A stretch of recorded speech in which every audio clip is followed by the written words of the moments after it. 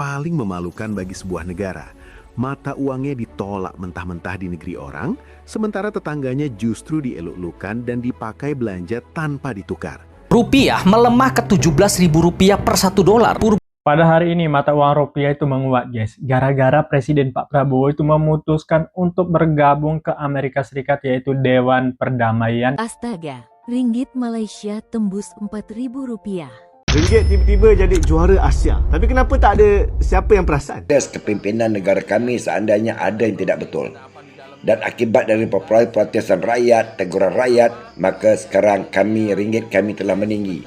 Beberapa influencer daripada Indonesia maupun juga warga Konoha membuat statement Malaysia tidak berdaulat, Malaysia telah digadaikan. Sekarang ludah jatuh ke tanah, dijilah sendiri. Ternyata Indonesia lagi yang menggadaikan negaranya untuk menaikkan ekonomi kita.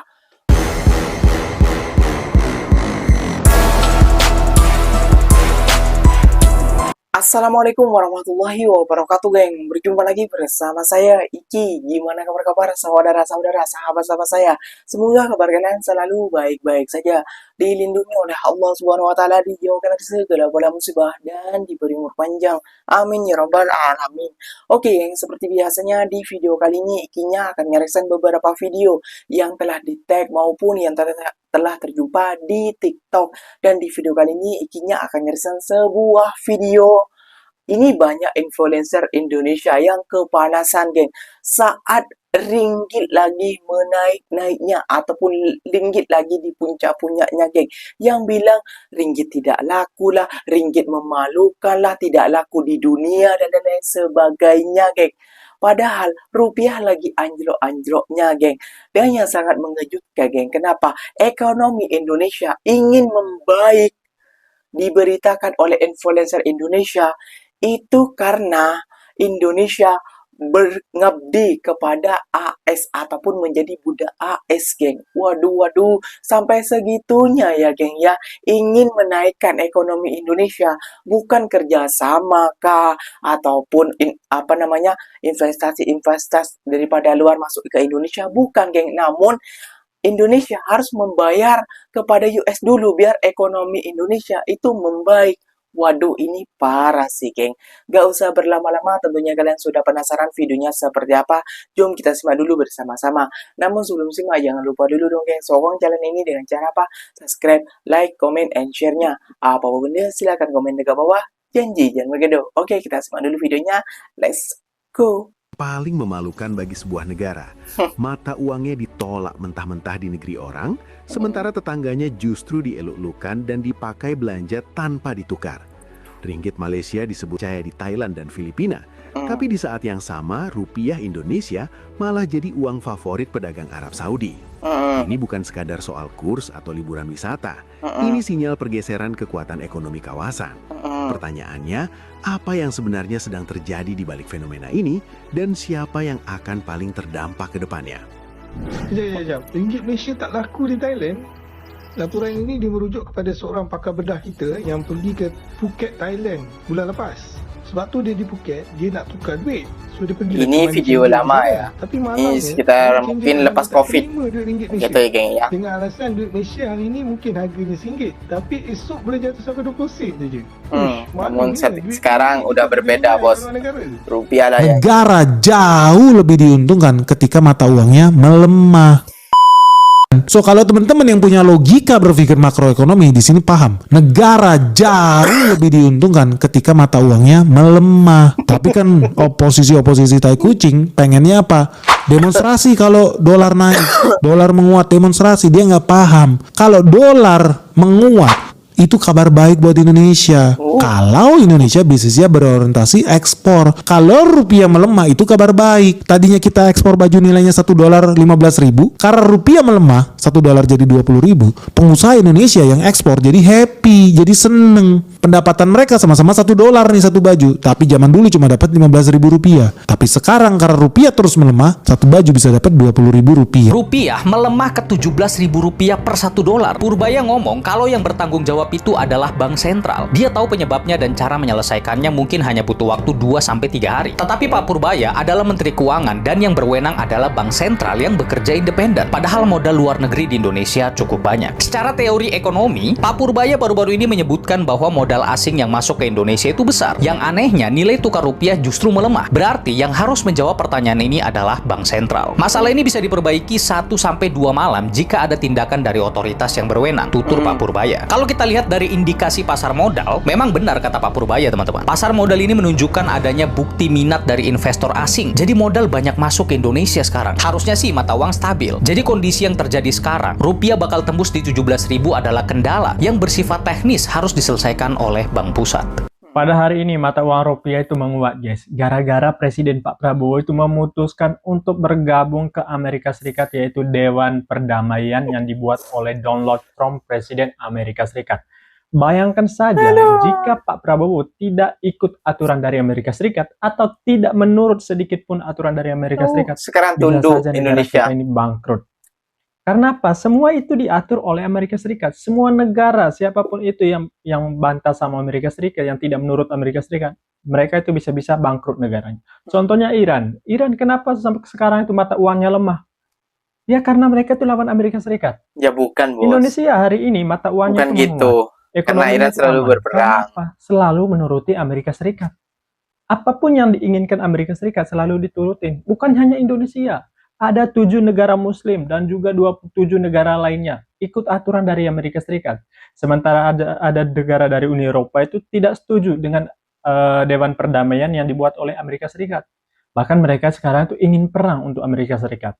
Gimana tanggapan kalian kalau keputusannya Pak Prabowo itu untuk menurunkan Amerika Serikat itu demi kebaikan Indonesia? Rupiah semakin melemah, bukan 15.000, bukan 16.000, tapi 17.000 per dolar Amerika Serikat dan 4.100 per ringgit Malaysia. Jadi untuk semua anak rantau yang saat ini sedang bekerja di Malaysia, gunakanlah kesempatan ini sebaik mungkin.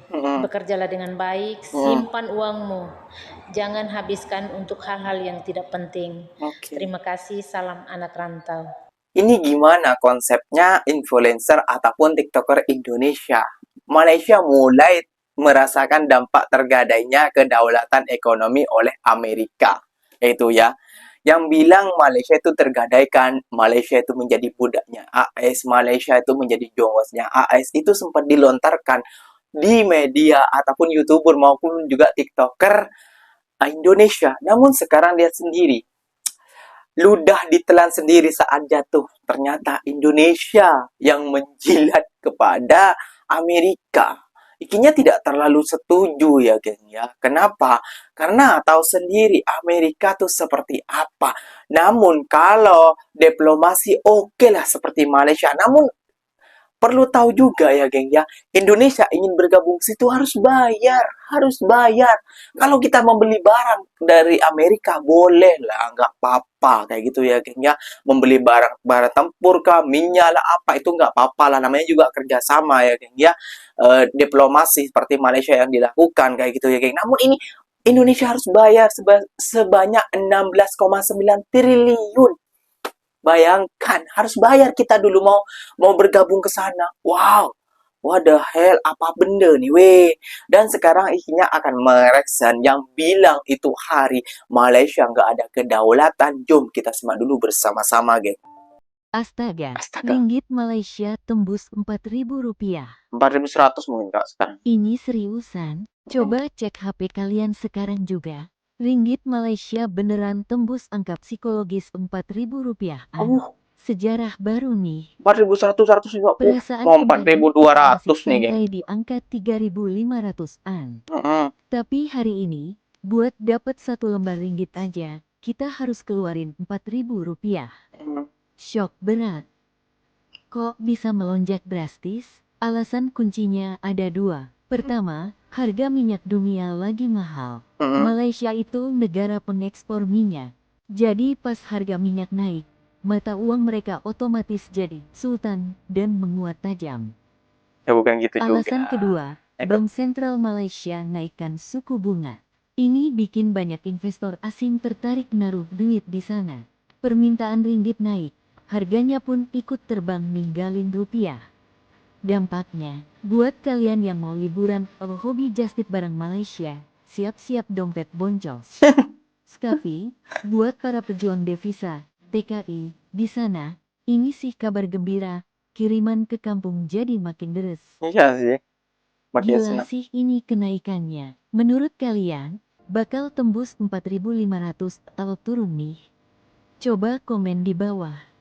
Ringgit tiba-tiba jadi juara Asia. Tapi kenapa tak ada siapa yang perasan? Bertahun-tahun kita ni jadi bahan ketawa. Ringgit masih lemah lah kata diorang ni. Tapi tahun 2025, Malaysia tiba-tiba jadi negara dengan mata wang yang paling hebat di Asia. Rakyat Malaysia dah biasa dah buat lawak pasal ringgit ni kan. Kadang-kadang tu terasa jugalah pedas dia. Kadang-kadang tu menyindir diri sendiri pun ada juga. Tapi secara diam-diam, tahun 2025 juga jadi tahun yang untuk aku comeback yang paling gempak dalam sejarah. Tak ada kempen besar-besaran, tak ada poster. Tapi bila data tu keluar satu persatu, dunia mula ambil perhatian. Kini ringgit naik 9%, paling kuat di Asia. Dan ringgit mengukuh kepada 88% ke 9% berbanding dolar Amerika Syarikat. Dan prestasi terbaik sejak tahun 2017. Dan kalahkan semua mata wang Asia yang lain termasuklah dolar Singapura, Baht Thai, Rupiah Indonesia, Peso Filipina. Bukan dari segi nilai mutlak, tapi peratus kenaikan tahun ke tahun ataupun year on year. So kita jadi nombor 1. Jadi apa yang berubah? Sudah semestinya kerana keyakinan pelabur meningkat, disiplin fiskal semakin ketat, pengurusan ekonomi semakin sistematik, penerapan kredit negara kekal stabil pada A ke A3, sedangkan jiran serantau macam Indonesia dan Filipina terus bergelut. Malaysia akhirnya dapat markah penuh dari pelabur antarabangsa. Walau bagaimanapun, masih ramai yang tertanya-tanya, adakah ini pemulihan sebenar atau hanya tuah jangka masa pendek? Kita pernah kecewa dulu, ya. Jadi wajar kita kekal untuk skeptikal. Tapi hakikatnya buat pertama kali dalam beberapa tahun, data menyebelahi Malaysia. Dan kebangkitan ringgit ini adalah tanda sistem ekonomi negara kita dah mula stabil secara menyeluruh. Aizudin Samni, Ideas that move Malaysia forward. Bukan negara kami tidak berdaulat, tetapi kami memprotes kepimpinan negara kami seandainya ada yang tidak betul. Dan akibat dari protesan rakyat, teguran rakyat, maka sekarang ringgit kami telah meninggi. Dan kami menjaga Malaysia ini dengan baik. Kami tidak suka mendengar berita hoax. Kalau kamu ingin mencari keburukan Malaysia, kamu salah. Jadi carilah keburukan negara anda dan protes kepada pemimpin anda. Di mana korupsi berluas-luas yang begitu kuat tidak dapat dibendung. Betul. Beberapa influencer daripada Indonesia maupun juga warga Konoha membuat statement, Malaysia tidak berdaulat, Malaysia telah digadaikan. Sekarang ludah jatuh ke tanah, dijilah sendiri. Ternyata Indonesia lagi yang menggadaikan negaranya untuk menaikkan ekonomi kita. Waduh, ini parah sih menurut Iki Cagin. Kan banyak tuh statement-statement yang dulunya yang mengatakan Malaysia digadaikan, Malaysia jadi pekerjanya AS, dan Malaysia namun setelah ringgit boom naik ke atas dan rupiah kita boom, bukan ke atas, ke bawah. Ke bawah kayak gitu ya, geng ya. Nah, disitulah kita berusaha untuk menaikkan ekonomi kita. Inilah influencer yang beginilah sekarang Benny, baguslah ekonomi jatuh, baguslah kita akan membeli baju dolar.